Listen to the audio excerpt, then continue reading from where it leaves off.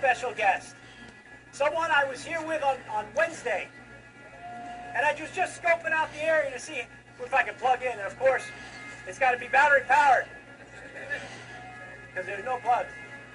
And while I was here, there was a veteran with wire cutters. And he was cutting the wires. He was moving the barricades. The park police were putting them back. He was coming back, cutting the wires, moving the barricades. Park police came back. He cut the wires over and over and over again. He's been back every single day since. J. Michael Devereaux.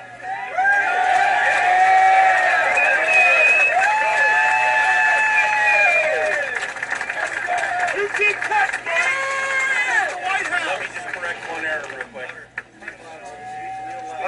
one error real quick. I did not serve.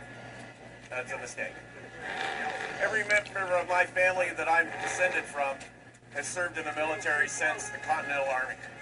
Fought and died in every conflict. You're serving now, buddy.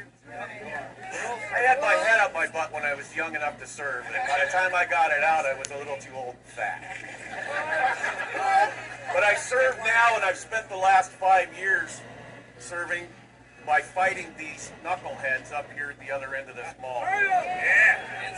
My organization, Unite in Action, has been in a battle with the IRS for 1,220 days now, waiting for approval for our tax status. What a load of crap.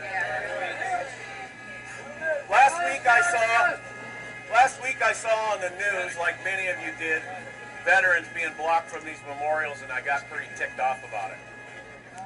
When I saw the police herding the veterans out of the Vietnam Memorial, that was the last straw for me. That's great.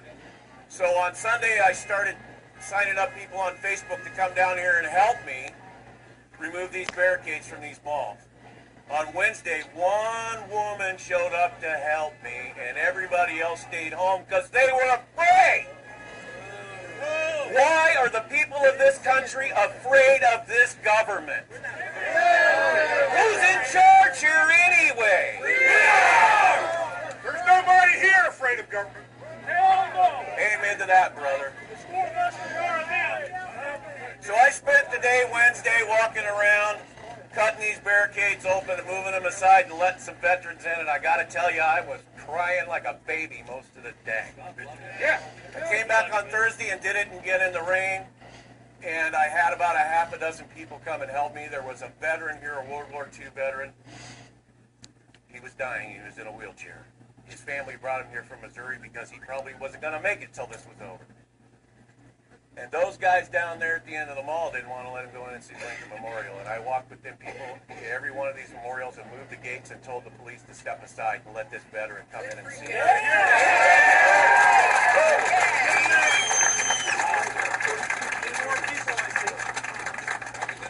I appreciate every single one of you veterans.